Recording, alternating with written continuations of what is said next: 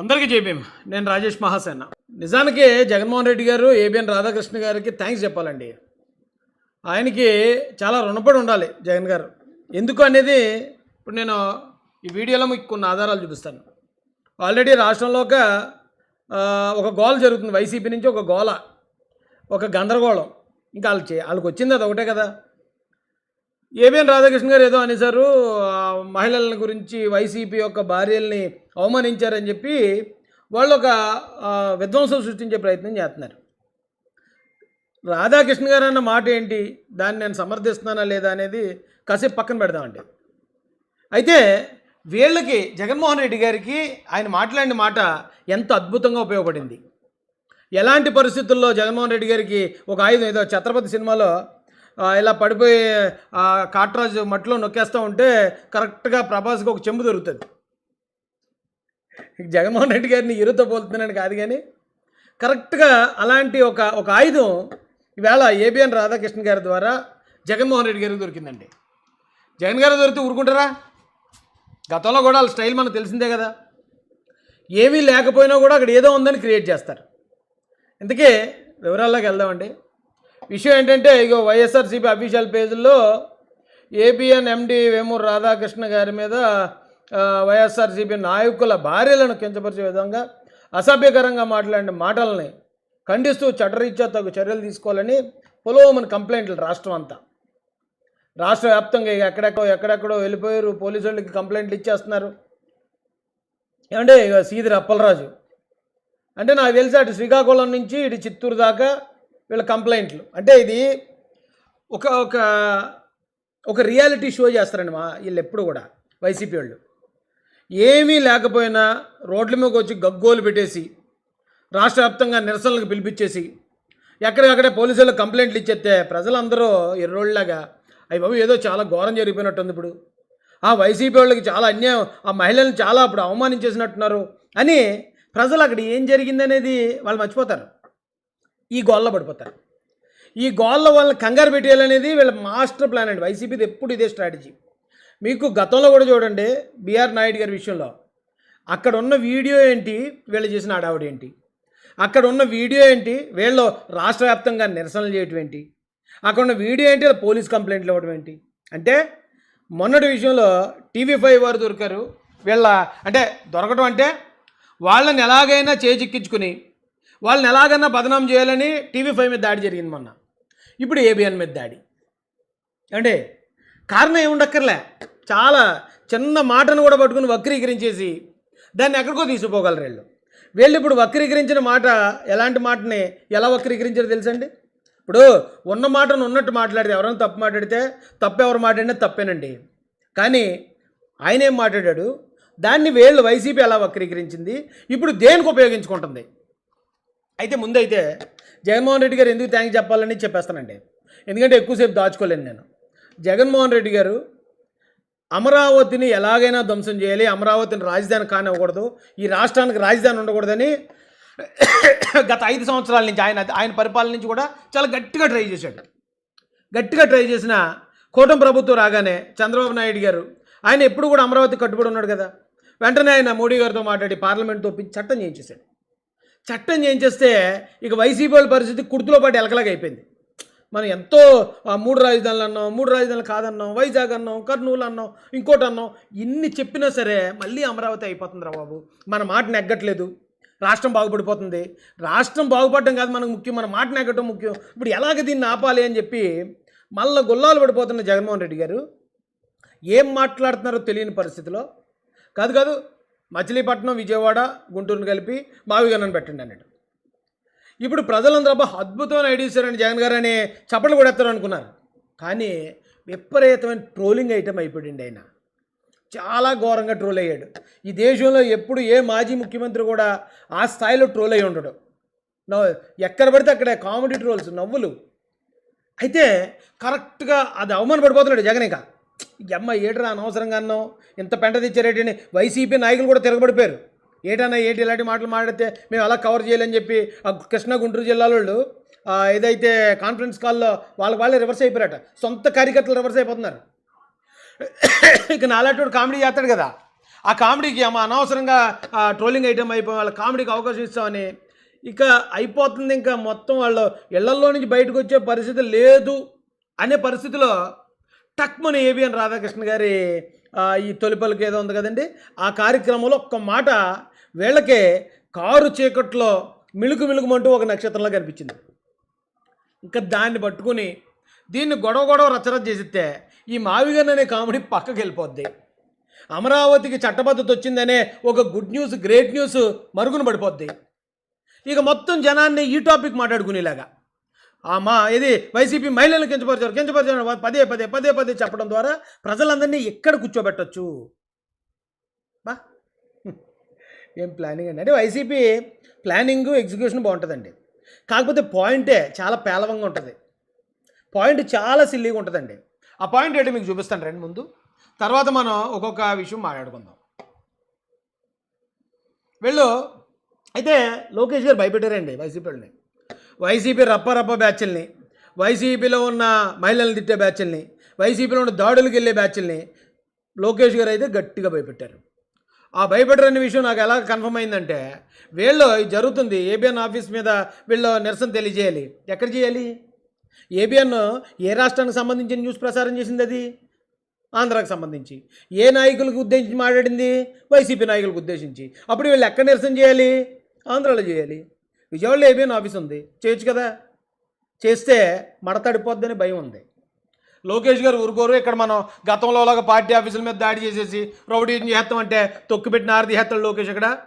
కాబట్టి ఆయనకి భయపడి అసలు వద్దురా బాబు ఆంధ్రాలో మనం ఏం చేయొద్దు, వీలైతే హైదరాబాద్ పోదాం, హైదరాబాద్ అయితే కాంగ్రెస్ గవర్నమెంట్ కాబట్టి వాళ్ళు ఇద్దరికి సమానంగా ఉంటుంది, అక్కడ పోదాం అని చెప్పి రాష్ట్రం వదిలి పారిపోయారండి లోకేష్ గారు భయపడి. ఒక రకంగా పారిపోవడం అంటారు దీన్ని. నిరసన ఈ రాష్ట్రంలో నిరసన తెలియజేయడానికి కూడా భయపడి ప్యాంట్లు తడుపుకుంటుంది వైసీపీ అని చెప్పచ్చు. ఎందుకంటే పక్క రాష్ట్రంకి వెళ్ళి చేయడం ఏంటండి? ఆ రాష్ట్రానికి ఏం సంబంధం? పాప ఆ పోలీసు వాళ్ళకి ఏం సంబంధం? వాళ్ళు తలపోటు లేని పని తలపోటు అక్కడికి వెళ్ళి చేస్తారు ఎవరన్నా. అది ఒకటైతే విషయం ఏంటంటే అండి, ఒకసారి మీరు చూడండి. ఏబిఎన్ రాధాకృష్ణ రోతరాతలపై శాంతియుతంగా నిరసన తెలపడానికి వస్తున్న వైఎస్ఆర్సీపీ దళిత ఎమ్మెల్యే తాటిపర్తి చంద్రశేఖర్ పై పోలీసులు దురుసుగా ప్రవర్తించారు. దళిత ఎమ్మెల్యే చంద్రశేఖర్ గొంతు పట్టుకున్నాడు పోలీస్. నిరసన తెలియచేయడానికి వస్తున్న వారు ఎక్కడా కూడా హింసాయుత చర్యలకు పాల్పడలేదు, రెచ్చగొట్టే విధంగా మాట్లాడలేదు. కానీ పోలీసులు మాత్రం అసాంఘిక శక్తులను అడ్డుకునే విధంగా ఎమ్మెల్యేను అడ్డుకోవాలని చూడటంపై దళిత అక్కడ కూడా దళితుని కొట్టించేశారు విజయవంతంగా. అక్కడ చాలామంది ఉన్నారు. జోకర్ రమేష్ ఉన్నాడు, మార్గాన్ భరత్ ఉన్నాడు, మరొకటి చాలామంది ఉన్నారు అక్కడ వైసీపీ నాయకులు. వాళ్ళందరూ సేఫ్గా ఉండి ఓ దళితుని మాత్రం తీసుకెళ్ళి వాళ్ళు ఎంపగా ఓటించేశారు పోలీసులతోటి. ఎందుకంటే మనోడు కూడా పావలయ్య అంటే రూపపావల చేస్తున్నాడు. ఈ రూపపావల యాక్టింగ్లో అంటే ఎలాగన్నా ముందుకెళ్ళిపోవాలి, ఎలాగన్నా వైసీపీలో నాకు కూడా మంత్రి వచ్చేయాలి, ఆ తాపత్రయం ఏదో ఉంటుంది కదండి. ఆ తాపత్రయంలో ముందుకెళ్తుంటే ఈడెవడో పేటీఎం ఆర్టిస్ట్లో ఉన్నాడని పాట్మని బీగడ ఒకటే ఎడం చేత్తో, పొరసేత్తో కొడితే పునర్జన్మ లేకుండా పోవద్దని ఒక సామెత ఉందండి మా సైడు. అలా పొరసేత్తో బీగాడు ఒక ఎమ్మెల్యే, అది కూడా ఇప్పుడు గెలుచున్న ఎమ్మెల్యే, సిట్టింగ్ ఎమ్మెల్యే. ఎందుకు వచ్చిన పని ఇది? వెళ్ళి పక్క రాష్ట్రం వాళ్ళతో కూడా తన్నులు తింటేంటి? ఇప్పుడు సిగ్గు అనిపించట్లేదంటే మీకు అసలు. అందుకే కదా ఏబిఎన్ రాధాకృష్ణ గారు మిమ్మల్ని అలాగంటున్నాడు. ఇలాంటి ఏదో పనుల వల్లే కదా అలా మాట్లాడించుకున్నారు. రాధాకృష్ణ గారు మహిళలను కించపరిచారని అంటున్నారండి వీళ్ళు. వెళ్దామండి, ఆయన మాటలు కూడా వినిపిస్తాను. తీవ్ర విమర్శలు వెలువెత్తుతున్నాయి.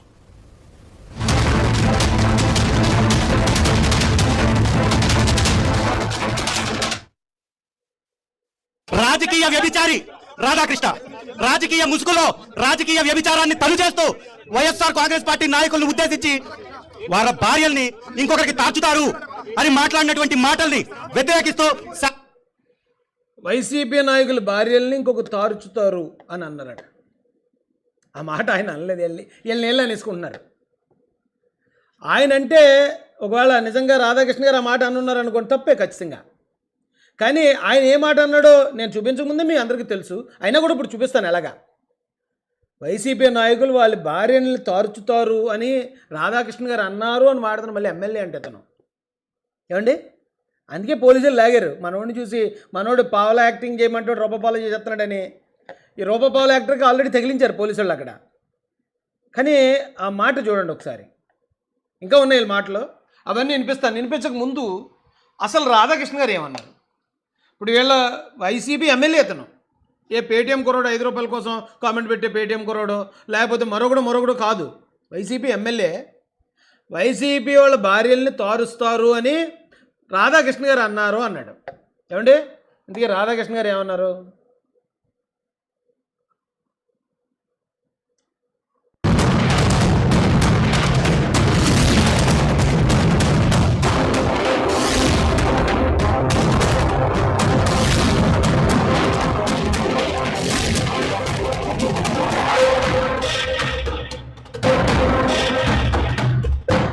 రావడమే దౌర్భాగ్యం అనుకుంటే సదరు బిల్ జగన్మోహన్ రెడ్డి చేసిన ఆలోచనలు, నిర్ణయాలు, చర్యలు రాజకీయ ప్రత్యర్థిగా ఉండడం చూస్తున్నారు. ఈ కారణంగానే అధికారంలో ఉన్నప్పుడు ప్రజా వ్యతిరేకత 3 ఏళ్లు కళ్ళు మూసుకుంటే జగన్మోహన్ రెడ్డి మళ్ళీ కత్తులు గొడ్డళ్లు చేపట్టి స్వైర విహారం చేస్తున్నారు. ఈ చర్యలేవి 2029లో అధికారంలోకి రావడానికి ఉపయోగపడవని తెలుసుకునే ప్రయత్నం చేయడం లేదు. తద్వారా 2029లో కూడా మళ్ళీ ప్రతిపక్షంలోనే కొనసాగడానికి దారులు వేసుకుంటున్నారు. జగన్మోహన్ రెడ్డి పందిని చూసి నంది అంటే అదే నిజమని, నందిని చూసి పంది అంటే కూడా అదే నిజమని నమ్మేవాళ్ళు వైసీపీలో పుష్కలంగా ఉన్నారు.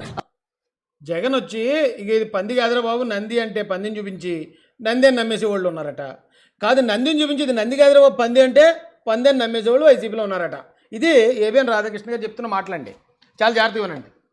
ఆ పార్టీలో సొంత బుర్ర వాడుతున్న వాళ్ళ సంఖ్య తగ్గిపోతోంది. వైసీపీ నాయకులకు తోడుగా పేటీఎం బ్యాచ్ ఉండనే ఉంది. జగన్మోహన్ రెడ్డి తాడేపల్లిలో ప్యాలెస్ కట్టుకుంటే అదే రాజధాని అని ప్రచారం చేశారు. చచా, అదేమీ కాదు, 3 రాజధానులు అంటే ఎగిరిగంతేశారు. ఇప్పుడు అది కూడా కాదు, మా విగన్ అంటే ఆనందంతో ఆర్తనాదాలు చేస్తున్నారు. రేపు జగన్మోహన్ రెడ్డి మీ భార్యలు కాదు అని చెప్తే గుడ్డిగా నమ్మేసి కట్టుకున్న దాన్ని చెల్లిగా భావించి పెళ్లి సంబంధాలు చూడడానికి కూడా వెరవని వెన్నెముకలేని బ్యాచ్ వైసీపీలో తయారైంది. ఏమంటే అన్ని చెప్పుకుంటూ వచ్చారు కదా ఆయన. పందిని చూసి నందంటే నమ్మేస్తారు. ఇగో తాడేపల్లిలో ఇల్లు కట్టుకున్నాను ఇదే రాజధాని అంటే నమ్మేశారు. మళ్ళీ 3 రాజధానులు అంటే మళ్ళీ అది నమ్మేశారు. ఇప్పుడు మావిగాని అంటే మళ్ళీ అది నమ్మేశారు. కాదు రే బాబు, మీ భార్యలు కాదురా బాబు మీ చెల్లెళ్ళు అంటే అది కూడా నమ్మేస్తారు వీళ్ళు. అది కూడా నమ్మేసి సంబంధాలు చూసే రకాలేళ్ళు అని కొంచెం ఘాటు మాట రాశాడు ఆయన. అయితే ఆ మాట ఆయన రాయడానికి గల కారణం ఏమై ఉండొచ్చు? వీళ్ళు చేసే పనులు చూస్తుంటే మరి ఎవరికైనా చిరాకు వచ్చేస్తుందండి. ఇప్పుడు ఆయన ఏమన్నాడు, నిజంగానే ముందు లేదు మొత్తం ప్రపంచ నగరాన్ని కడతాను, నా బుర్రలోంచి కడతాను అన్నాడు. ఆ తర్వాత వచ్చి విజయవాడ 33,000 ఎకరాలతో విజయవాడలో కట్టాలన్నాడు. ఆ తర్వాత వచ్చి అమరావతి రాజధాని అన్నాడు. ఆ తర్వాత వచ్చి 3 రాజధానులు అన్నాడు. ఆ తర్వాత వచ్చి 3 రాజధానులు కాదు మా బిల్లు వెనక తీసుకుంటాం అన్నాడు. ఆ తర్వాత వచ్చి వైజాగ్ అన్నాడు. ఆ తర్వాత ఇంకోటి అన్నాడు. లాస్ట్కి వచ్చేటప్పుడు మావిగాన. మరి ఏదంటే దానికి భజన కొడుతుంటే చూసేవాళ్ళకి చిరాకు వస్తుంది కదా అబ్బాయి, చూసేవాళ్ళకి చిరాకు వస్తుంది కదా. అయితే ఇక్కడ రాధాకృష్ణ గారు మిస్ అయిన పాయింట్ ఒకటి ఉంది. నిజానికే ఈ భజన కొట్టే బ్యాచ్ ఎక్కువ మంది లేరు వైసీపీలో. వైసీపీ వాళ్ళు వేళ బాధపడ్డానికి కూడా కారణం అదే అండి. ఈ మావిగన్ అనే విషయాన్ని వైసీపీలో 90% వ్యతిరేకించేశారు. 90% వ్యతిరేకించేసాను కూడా మమ్మల్ని ఎలాగన్నారేంటి అనే ఒక చిన్న బాధ అయితే ఆ వ్యతిరేకించిన వైసీపీ నాయకుల్లో ఉంది. అయితే ఇక్కడ వీళ్ళు భజన చేసేవాళ్ళు ఎంతమంది ఉన్నారంటే ఓ 10 మంది ఉన్నారు. మావిగన్ అంటే మావిగన్ అనేటప్పటికి చూసేవాళ్ళకి ఎలా ఉందంటే వైసీపీ వాళ్ళు అందరూ ఇలాగే ఉన్నట్టున్నారు అని ఆటోమేటిక్గా అసేం వస్తుందండి. ఇప్పుడు నాయకుడు ఏది చెప్తే అది చెయ్యాలి, తప్పదు. కానీ ఒకే మాటని 10 సార్లు మార్చి చెప్తున్నప్పుడు కూడా కరెక్ట్ కాదు, అది అస్సలు కరెక్ట్ కాదు. అబ్బాబే కాదండి అలాగైతే మనం చెప్పలేమండి, లేదు బయటకు తీసుకెళ్తే జనాలు నవ్వుతున్నారండి, ఏదో ఒకటి చెప్పాలి. కానీ మరీ ఇంత వెన్నుముక లేకుండా ఉండకూడదు. అది ఏబిఎన్ రాధాకృష్ణ గారికి కోపం తెప్పించుంటుంది. చిరాకు ఎక్కిపోయాడు ఆయన. చిరాకు ఎక్కిపోయి ఆ కోపంలో మాట్లాడాడు ఆయన. ఆ కోపంలో ఎడ్రబాబు మరి ఇంత దారుణంగా ఉన్నారు మీరు, మీ భార్యలు కదండి అమ్మేస్తారా అన్న టైప్లో ఆయన మాట్లాడాడు. దాన్ని కూడా ఆ మాట కూడా మాట్లాడి ఉండకుండా ఉంటే ఇంకా బాగుండు. ఆ మాట అనకుండా రేపు గడ్డి తినమంటే తినేస్తారేట్రా, మీరు ఇంకోటి ఏదో చేయమంటే చేస్తారేట్రా అనేమన్నా ఇంకా బలమైన మాటలు చెప్పుంటే ఇంకా అంతకన్నా దారుణమైన మాటలు మాట్లాడుంటే బాగుండేది. ఇది ఎప్పుడైతే మాట్లాడారో టక్ మన ఆయుధం దొరికేసింది. ఆ మహిళలను అవమానించారు. వీళ్ళు ఎలా ఉన్నారంటే అండి, ఇప్పుడు మనం చిన్నప్పుడు క్రికెట్ ఆడుకునేవాళ్ళం. క్రికెట్ ఆడుకుని మనం మ్యాచ్ ఓడిపోతున్నప్పుడు అవతలోడు ఏ చిన్న కారణం దొరుకుతుందా గొడవ పెట్టేసుకుని మ్యాచ్ ఆపేద్దామని చూస్తారు. ఎందుకంటే వాళ్ళు ఓడిపోతున్నారు. వాళ్ళు ఓడిపోయే పరిస్థితి ఉన్నప్పుడు కారణాల కోసం వెతుకుతూ ఉంటారు. వైసీపీ ఇప్పుడు అదే పరిస్థితిలో ఉంది. వైసీపీ అవమాన పడిపోతూ ఉంది. వాళ్ళ నిర్ణయాలకి, వాళ్ళ నాయకుడు మాట్లాడిన మాటలకి ఏం చేయాలో తెలియని పరిస్థితిలో ఉన్నారు వాళ్ళు. ఇప్పుడు ఏ కారణం దొరికినా దాన్ని గొడవ చేస్తారు. ఇక్కడ ఏమన్నారండి, ఆ ఎమ్మెల్యే ఏమన్నాడండి, వైసీపీ వాళ్ళు వాళ్ళ భార్యల్ని తార్చుతారు అన్నారు అని వైసీపీ ఎమ్మెల్యే నిస్సిగ్గుగా మాట్లాడుతున్నాడు. ఏం పద్ధతి అండి ఇది? అలా అన్నారా? తప్పు కదా అది. అలాగా వైసీపీలో ఉన్న భార్యల్ని, ఆ వైసీపీలో ఉన్న అందరి భార్యల్ని కించపరిచి మాట్లాడినాడు ఎవడిప్పుడు? సాక్షాత్ వైసీపీ ఎమ్మెల్యే కాదా? ఏం చేయాలి మరి ఇతన్ని? ఏం చేయాలండి? ఒకరికి తార్చుతారు అని మాట్లాడినటువంటి భార్యల్ని ఇంకొకరికి తార్చుతారు. వైఎస్ఆర్ కాంగ్రెస్ పార్టీ నాయకులను ఉద్దేశించి వారి భార్యల్ని ఇంకొకరికి తార్చుతారు అని మాట్లాడినటువంటి మాటల్ని వ్యతిరేకిస్తూ శాంతియుతంగా ఈ రోజు ఇక్కడ నిరసన వ్యక్తం చేస్తున్నాం. సిగ్గుందండి వీళ్ళకి అసలు వీళ్ళ బ్రతుక్కి. జగన్మోహన్ రెడ్డి గారు వచ్చి ఏం చెప్పాలి? ఎరా బాబు ఎమ్మెల్యే ఏంటి ఎలాంటి మాటలు మాట్లాడు? అక్కడ అలాగ అనలేదు కదా. ఎందుకు నువ్వు వైసీపీలో ఉన్న భార్యలు అందరినీ కలిపి ఎందుకు అన్నారు నువ్వని ఏమన్నా మందలించాడా? మందలించాలి వద్దండి? ఏం పద్ధతి అండి ఇది? దీనికి మళ్ళీ ఒక్కొక్కడు వచ్చేయటం, దాని మీద వాయిస్లు ఇచ్చేయటం. ఇంకా చూడండి, ఇంకా కొంతమంది మాట్లాడారు. పోలీసులకు ఎందుకు? ఏం సంబంధం? ఏం జరిగింది? ఏమైనా దాడి జరిగిందా? ఏమైనా చేస్తామా? వాళ్ళు నీతి వాళ్ళటువంటి వ్యాఖ్యలు చేస్తే కేసు కట్టరు. ఏమా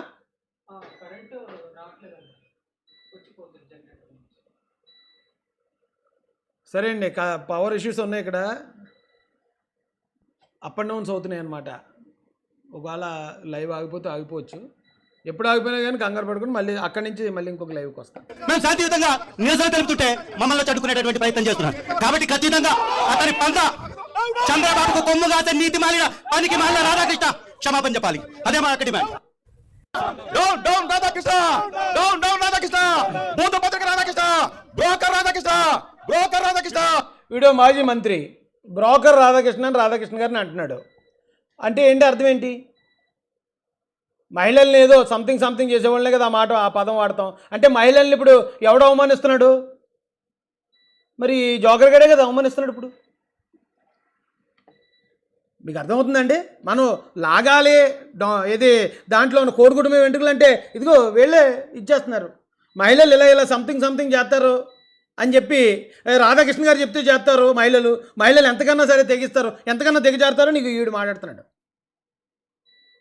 మరి అంతే కదా దాని అర్థం.